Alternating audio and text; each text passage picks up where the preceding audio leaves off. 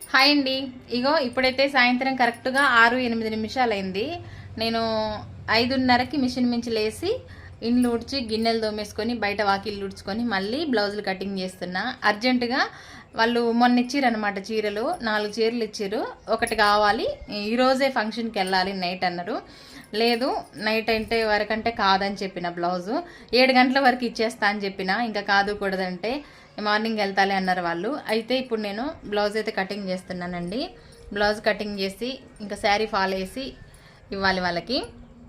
ఇదిగోండి ఈ blouse cutting చేస్తున్నా, ఇంకా శారీ ఫాల్ కూడా వేయలేదు. ఇది కంప్లీట్ చేసి అయితే కరెక్ట్గా 7 గంటల వరకు మొత్తం కంప్లీట్ చేసి ఇవ్వాలనుకుంటున్నా.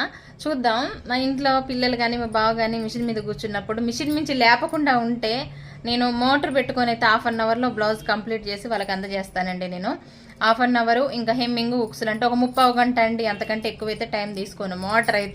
మోటార్ లేకుండా ఉంటే 1 అవర్లో కంప్లీట్ చేసేస్తానండి నేను.